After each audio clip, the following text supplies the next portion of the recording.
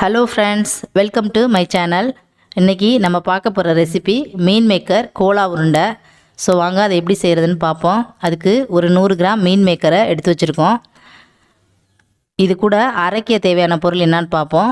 5 வரமிளகா, ஒரு கொத்து கருவேப்பிலை, பட்டை, லவங்கம் ஒரு சின்ன சின்ன பீஸ், அது 1 ஸ்பூன் சோம்பு, 4 பல் பூண்டு, ஒரு சின்ன பீஸ் இஞ்சி. இது எல்லாத்தையும் அந்த மீன் மேக்கரோடு சேர்த்து நம்ம அரைக்கணும்.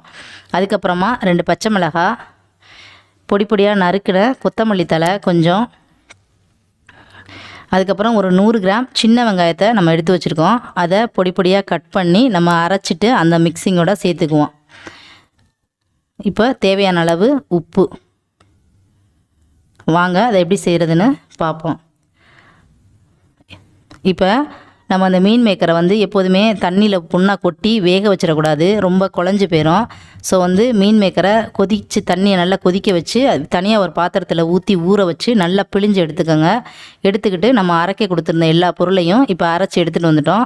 அதுக்கப்புறமா பாருங்கள், இப்போ நம்ம நறுக்கி வச்சுருந்த சின்ன வெங்காயத்தை அதில் சேர்த்தாச்சு. 2 பச்சை மிளகாய் எடுத்து வச்சுருந்தோம், அதையும் பொடி பொடியாக கட் பண்ணி அதில் சேர்த்துட்டோம். தேவையான அளவு கொஞ்சமாக கருவேப்பிலை, கொஞ்சோண்டு மல்லித்தலை. இப்போ இது எல்லாத்தையும் அதில் அந்த மிக்சிங்கில் போட்டு நல்லா மிக்ஸ் பண்ணுங்கள். நம்ம அரைக்கும் போதே உப்பு சேர்த்துட்டோம். உப்பை இப்போ சேர்த்தோம் அப்படின்னு சொன்னாக்கா ஒழுங்காக மிக்ஸ் ஆகாது, எங்கனையாவது ஒரு இடத்துல தங்கிரும்.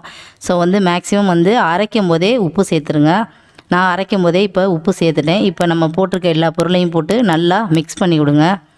நல்லா மிக்ஸ் ஆனதுக்கப்புறமா சின்ன சின்ன உருண்டையாக இதை உருட்டி நம்ம எண்ணெயில் போட்டு பொரித்து எடுக்க போகிறோம். பாருங்கள், இப்போ நல்லா மிக்ஸ் ஆயிடுச்சு. நல்லா மிக்ஸ் பண்ணி விடுங்க. இந்த வெங்காயம் எல்லாமே நல்லா பிசைஞ்சு விடுங்க, அப்போ தான் வேகும்போது நல்லாயிருக்கும். நல்லா மிக்ஸ் பண்ணிட்டோம். இப்போ இதை நம்ம சின்ன சின்ன உருண்டையாக உருட்டி எடுத்துக்கிட்டு எண்ணெயில் பொரித்து எடுத்துருவோம். இப்போ பொரித்து எடுக்க போகிறோம். எப்படி பொரிக்கிறதுன்னு பார்ப்போம் வாங்க. இப்போ ஸ்டவ் ஆன் பண்ணிக்கோங்க. அடுப்பில் ஒரு பாத்திரத்தை வச்சு தேவையான அளவு ஆயில் விட்டுக்கோங்க. எண்ணெய் ரொம்ப நிறையா ஊற்றி பொரிச்சிங்கன்னா அப்புறம் அந்த எண்ணெயை திரும்ப ஒரு டைம் தான் யூஸ் பண்ண முடியும், அதிகமாக வச்சுருந்து யூஸ் பண்ண முடியாது. ஸோ கொஞ்சமாக தேவையான அளவு பொரிக்கிறதுக்கு ஒரு 3 உருண்டை 4 உருண்டை போட்டு பொரிக்கிற அளவுக்கு மட்டும் கொஞ்சமாக ஊற்றிக்கோங்க. நான் இப்போ ஒரு 100 கிராம் ஆயில் எடுத்திருக்கேன். ஆயில் நல்லா ஹீட் ஆகட்டும்.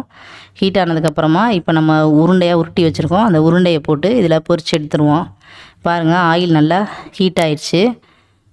இப்போ நம்ம உருண்டை உருட்டி வச்சுருக்கோம் பாருங்கள், அதை ஒரு 4 உருண்டை 3 உருண்டையாக போட்டு பொரித்து எடுக்க வேண்டியதான். அடுப்பை கொஞ்சம் ரொம்ப லோ ஃப்ளேமையும் வைக்காதீங்க, ரொம்ப ஹைலையும் வைக்காமல் கொஞ்சம் மீடியம் ஃப்ளேமில் வச்சுக்கோங்க.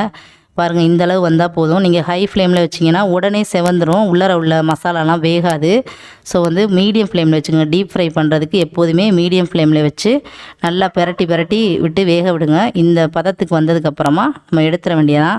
இதே மாதிரி இப்போ நம்ம ரெடி பண்ணி வச்சுருக்க எல்லா உருண்டையும் நம்ம பொரித்து எடுத்துட வேண்டியதான். பாருங்கள், இப்போ நம்ம கோலா உருண்டை சூப்பராக ரெடி ஆயிடுச்சு. நம்ம மட்டனில் சிக்கனில் இதில் தான் கோலா உருண்டையெல்லாம் பார்த்துருப்போம், சாப்பிட்ருப்போம். பிள்ளைங்களுக்கு ரொம்ப நல்லது, ஹெல்த்தியான ஃபுட்டு இது. ஸ்நாக்ஸாக ஈவினிங் டைமில் பண்ணி கொடுக்கலாம், நல்லா விரும்பி சாப்பிடுவாங்க. ஸோ உங்கள் பிள்ளைங்களுக்கும் நீங்களும் செஞ்சு கொடுங்க. செஞ்சு கொடுத்துட்டு எப்படி இருந்துச்சுன்னு கமெண்ட் செக்ஷனில் கமெண்ட் பண்ணுங்கள். வீடியோ பிடிச்சிருந்துச்சுன்னா லைக் பண்ணுங்கள், ஷேர் பண்ணுங்கள், நம்மளுக்கு சப்போர்ட் பண்ணுங்கள், நம்ம சேனலை சப்ஸ்கிரைப் பண்ணுங்கள். தேங்க்யூ ஃபார் வாட்சிங்.